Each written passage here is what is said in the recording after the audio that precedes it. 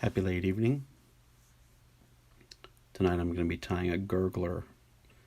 Seen a lot of people tying this fly online, and I've never really tied one. I've tied some similar stuff, but I've never really tied one before.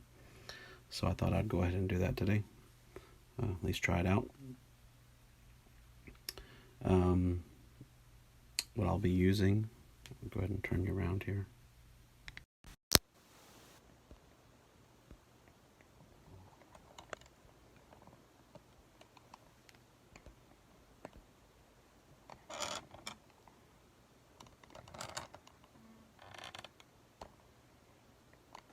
All right. Starting off with the thread, chose yellow light Cahill 8/0. I'm going to be tying with foam tonight, and that thread is actually a little bit thin for foam, but got a piece that I've cut out here. I'm not very good at cutting out shapes. They're not very balanced. But this stuff is just the foam you get like at a craft store. It's nothing special. I've got some feathers here that actually also came from a craft store. They're not fly tying feathers, but they are feathers and they work. I've got another feather here that I'm going to tie in also. I'm not actually sure what these are. Maybe they're hen feathers. Let's see. I've got some orange UV flash, crystal flash. And then I've got some olive crystal flash, just for some color mix. I've got some speckled chenille in copper brown. It's going to be part of the body. And I believe that's it. The hook that I'm using here, as people know that watch my videos, I don't always buy the top of the line hooks. Got the Eagle Claw set from Walmart, about $5 for the pack, maybe $4.50. About 150 or 200 hooks in there, and I'm choosing the largest one here. Excuse me for the yawn. It's late, long day. Anyway, let's go ahead and get started so we can knock this thing out. One thing I'm adding to this fly. So typically the gurgler at the front of the fly, you tie it so that this thing is sticking up in the front, so that when you pull it, it splashes the water. One of the ways you do that is using super glue. You tie on a piece of foam on the top and glue it on so that it holds the head up. I don't have that. I don't have any super glue. My bottle of super glue dried up. So I'm going to use Beadchain. It's going to add a little bit of look on the front of the fly, like eyes, kind of, or like the gurgler is eating something. But so basically these are Beadchain, like would be on a ceiling fan or whatever. And you just take a couple and with your scissors just cut them off until you have two. And so we'll start with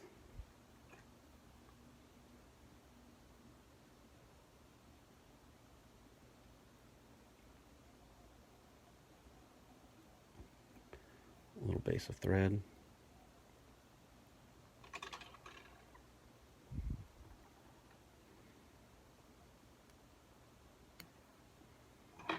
And what is usually good to do, on this one I want to get it as close to the front. I've noticed on my bead heads I've been pushing the bead eyes back further and further, and I don't really like the look of it. So I want to make sure that I get my bead right at the head. So what I want to do here is build up a bump and then move over a little bit and build up another bump. You don't have to do this, but help stabilize. Okay. just a slight bump there, or 2 bumps. I'm going to just lay the bar in the middle of these 2 on the bead, right in that groove, and tie it in. And you just go several times figure 8 to fill in between the eyes some. As you tie this way, the eyes will turn, and then when you switch the other direction, it'll pull it back square. So just try to do even wraps on both sides so that it squares up, and you can also just kind of pull it square. And then you can also go under the eyes, kind of like a saddle.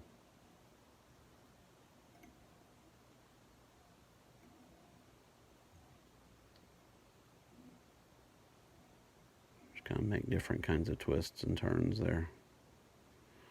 And be careful that your thread doesn't cross the eye when you're tying, because that's pretty rough and it'll nick the thread and make it break if you're not careful.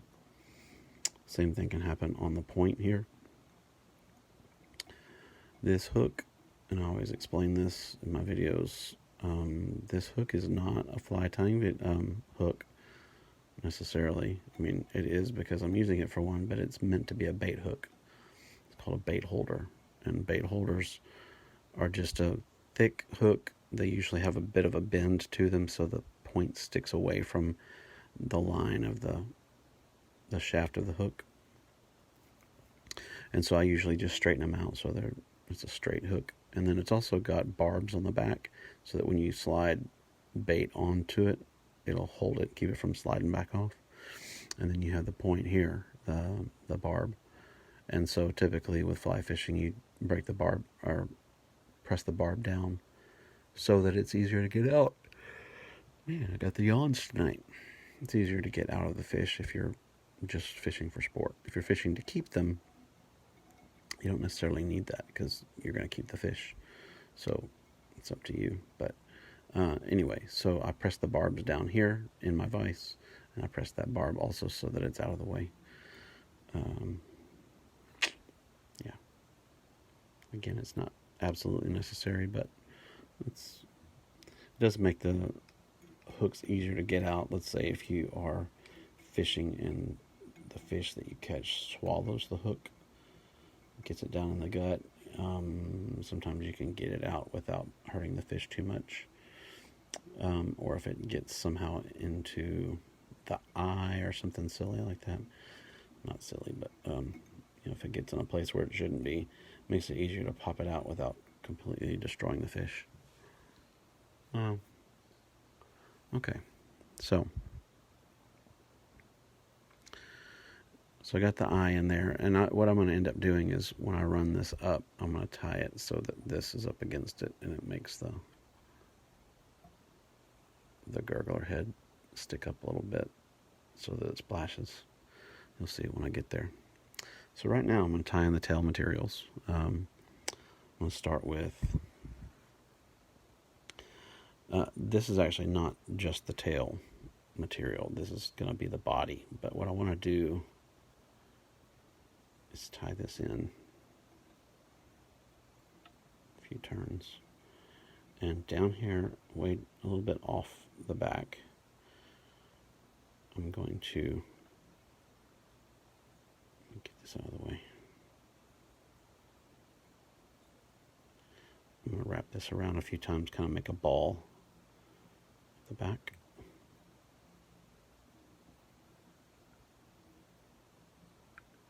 Like that.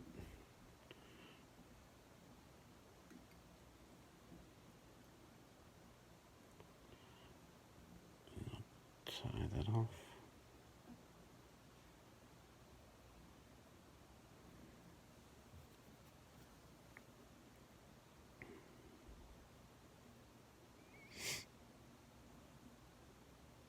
No, I'm not going to do that.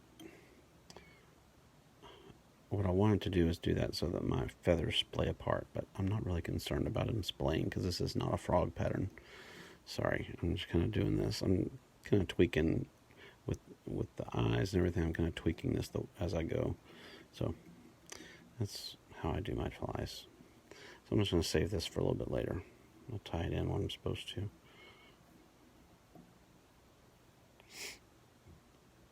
And just back it off. That's a good thing about using, when you're fly tying and you tie something in, you can just take it off if you don't like it. Or if something breaks when you're not ready or whatever, you just take it off and tie on a new one, or take it off and tie it in a different way. It's cool. Okay, so let's get back to what. So let's see. I might be able to do that with the foam. So I'll go ahead and tie the foam in. So this foam, like I said, is craft foam. And I want to make this so that when I pull it over, maybe like that. Okay, so that's where I want to tie it.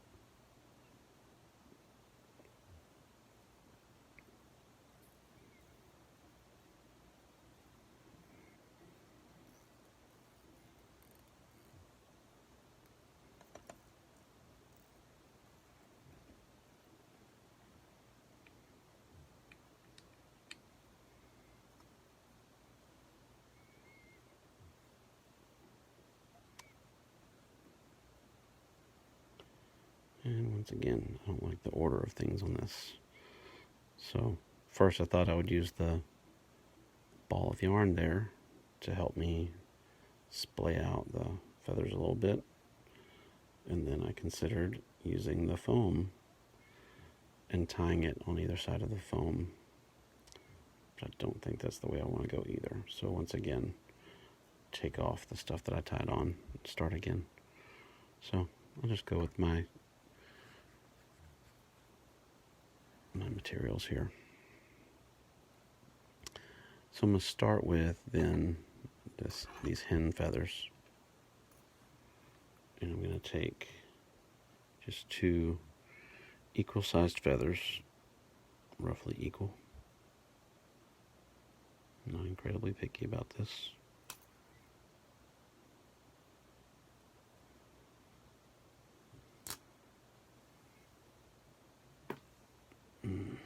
That time I took off 3 feathers at the same time. Okay. So I got 2 feathers that are equal size. I'm going to strip off. I'll leave that on there. But I am going to cut off these pieces of the skin that came off.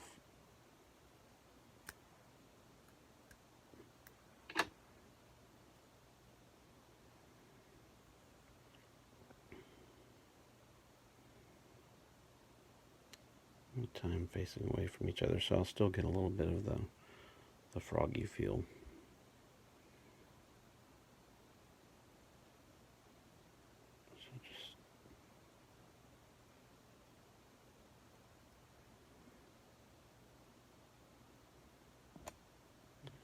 So tying those down, and I'm just trying to work them over a little bit so that they kind of go the way I want them to go.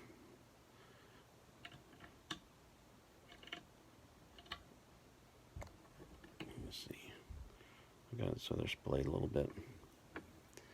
Okay, so come back.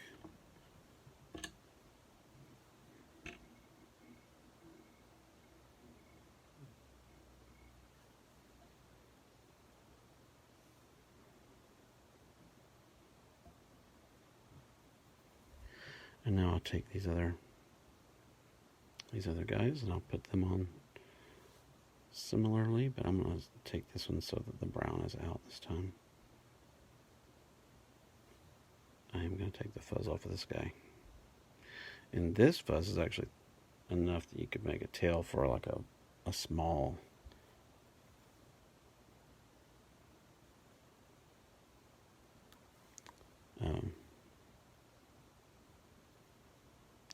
bugger, like a woolly booger or something.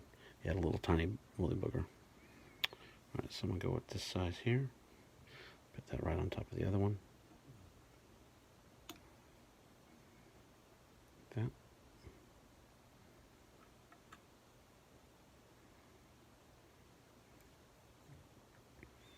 And I'll do the same with this one. These aren't exactly the same size. That's okay.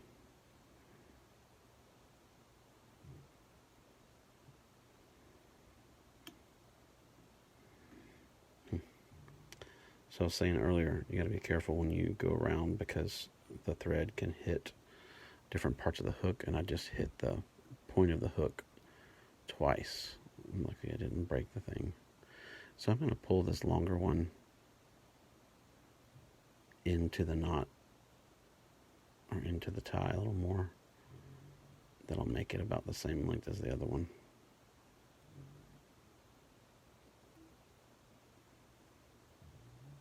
Pretty close.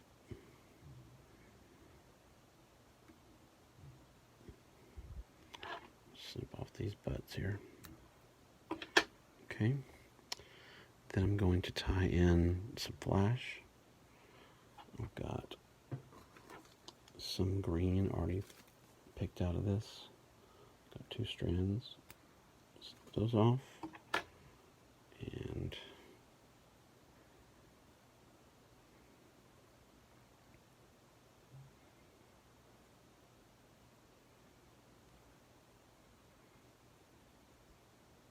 you can just wrap them around the thread like that, and then just slide them into place.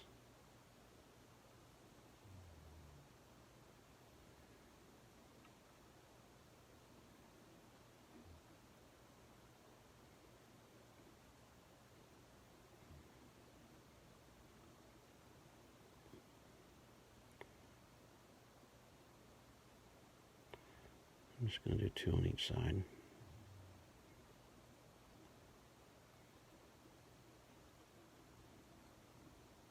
Like that.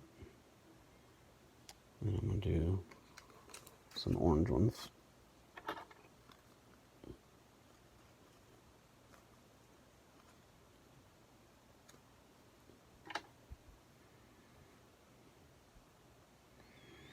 Not being picky about how many I put on here, I'm just kind of using several strands. So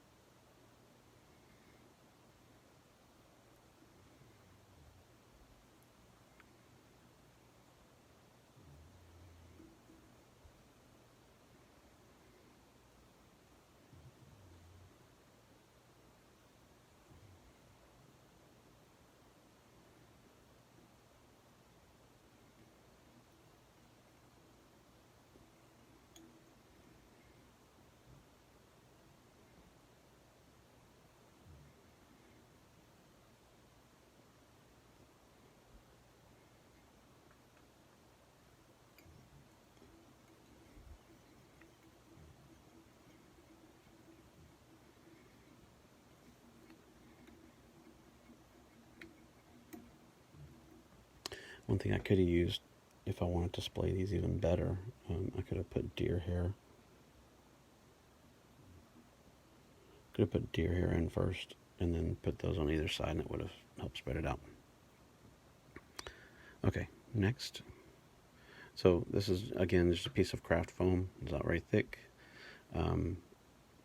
I've cut it with a rounded end at the front, and then I had it cut down to a kind of a square.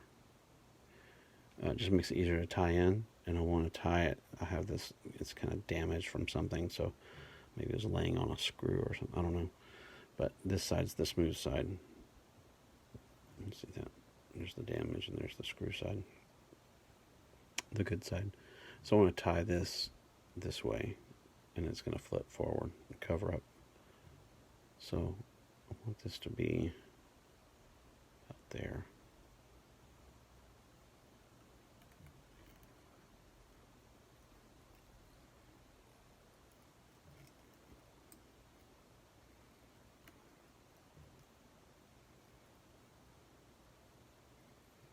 Just take a few wraps. You see it kind of pressing down, kind of getting a zigzag look to it.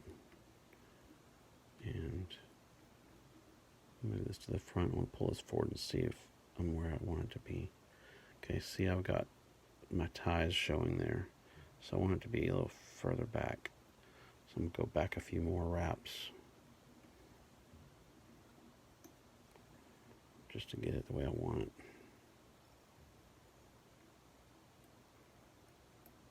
There's probably good.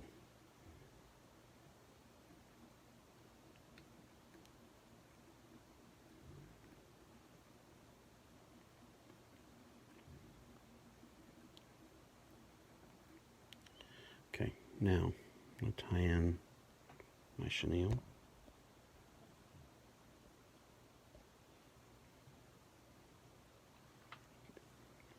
Again, it's a speckled chenille. It's like tinsel for Christmas, a little bit. Like a micro tinsel. So I'm just going to tie this here. Remember, I was going to put this in before I put the foam on earlier.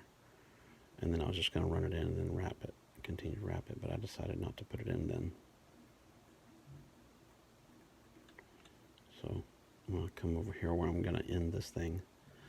And I'm going to wrap forward with this. Hopefully I've got enough on here on the chenille. I should have done this.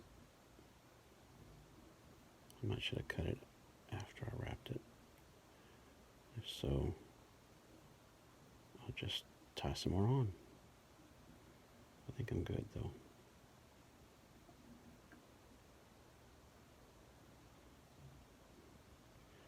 My fingers aren't skinny enough to do this without help.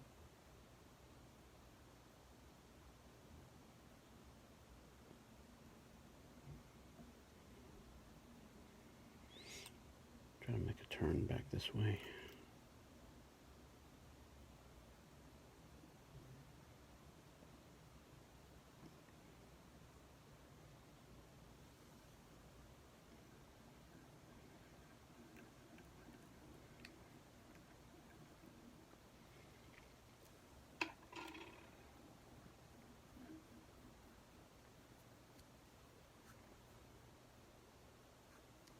And I'm just going to take this, pull it forward, pull it down behind these eyes.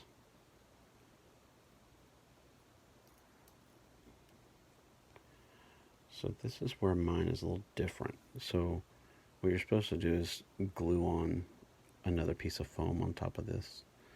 And you glue it, after you've tied this on, you glue it and push back when you glue. And it holds that thing up.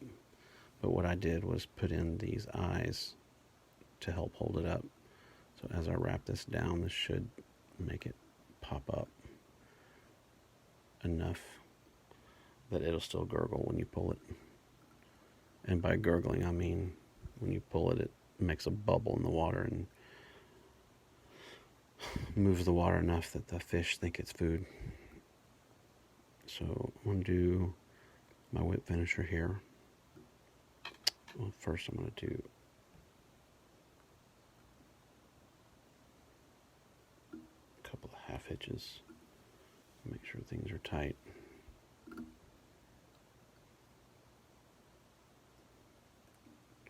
think I'm going to do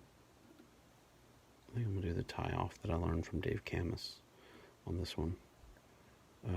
So you just, now that I've done a couple of half hitches, you can't see my fingers, but I'll try to show you. I used to do this on all my old videos. Maybe I'll back off a little bit so you can see it. Right there. Okay. You do this before my phone dies. Alright. So you just go from where you're tying off, under your finger, and then over the top, and then under your finger again, but to the left, and then over the top again to the same place, and then go ahead and pinch that off, and then I slide it back so that it falls onto the table, and I snip it. That. And then all I do is just take this, go in,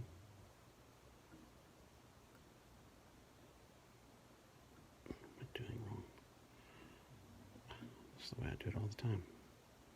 Oh, on top. That's why. Let me move that back up. see it. Okay, right here. So I'm sleepy. All right, so I got my thread. I'm gonna go with my finger over the top, over the finger, under the fly where I'm tying it off, over the finger again, and come down, and I'm gonna hold it, and then I'm gonna run my finger through the first loop. I want to grab the thread with the second, where the second loop is, and pull it through, and I'm gonna put it right back where it was. I'll do the same thing one more time. And then I'm going to take something that I can hold the string with and get it off my finger. So these are scissors, but they're closed. I'm just going to grab this off my finger, and then it's going to let me ease it down right into where it needs to go. There. Do that one more time. So, got my string, my thread, feather, over the finger. Golly, I need to go to bed. Over the finger, under the fly, over the finger again. Then this finger goes through the first loop, grabs the second string, pulls it through, and then puts it back where it was. Then do it again. Through the loop, grab the thread, pull it through, then use whatever you're using to help you put the thread down.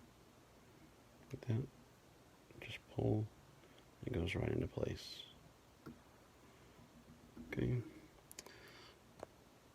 And what I said before at the beginning, when I said that this thread was a little bit not quite right for tying these flies with foam, you can see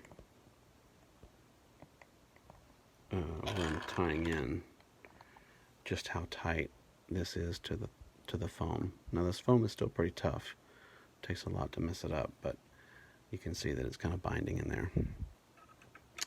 But let me turn this over. So there's the bottom. Got a cool little bug head there. I'm going to use this nail polish. Got some clear nail polish here. I'm going to get in here where these threads are. Put a little bit.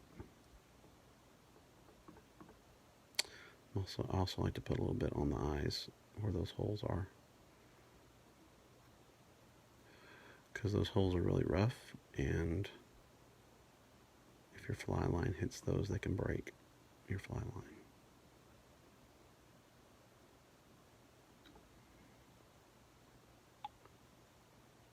Get another little dab in there. I've been going through my nail polish pretty quick lately. Get some down in that groove right there. And then I'll flip it on the other side and do the same thing on that side. Yeah. Okay.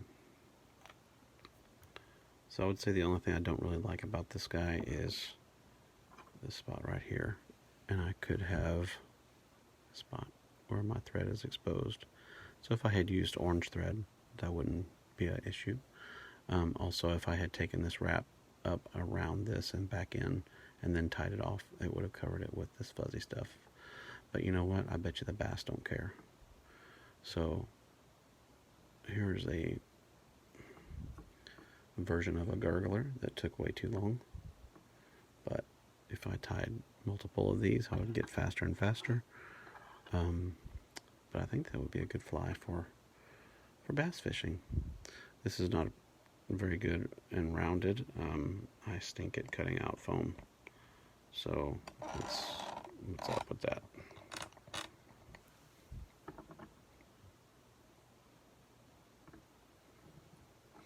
Also, like I said, the deer hair in between this would fluff that out a little more and give it a little more action in the tail. But I think it would have good action anyway, because these, you got that going on. And then, of course, lots of flash. Lots of sparkle. So I think we would be good. So, I guess we'll see if it works on bass. It should. Hope you have a good night. Thanks for watching if you did. And if not, that's okay. Check out my YouTube channel. This video will save and go on YouTube if you're not watching it on YouTube already. You can search Quiet Man 28 on YouTube to see my other videos. This is, I believe, number 74. video number 74 if I don't include the one video of me singing on my channel. That would make it maybe number 75. Anyway, try to make a gurgler. If you've never fly tied, try it out. It's fun. It's a nice way to lay back, and even if you just tie one fly, you don't sit down and tie 100 flies. It's a good way to just chill out in a quiet room and with a little indirect lighting and mess around with some natural fibers and some man-made stuff and just make a cool little fly. Try to make something that you can catch a fish with and then go catch the fish with it, and it's pretty rewarding. So if you do it, put a little note down at the bottom. If you want to subscribe, go ahead. Hit the notification button, the little bell on the bottom right, and it'll let you know when I make another fly if you like this kind of thing. I enjoy it, and I enjoy watching other fly tyers online, like David McPhail. I like Dave Camus, McFly.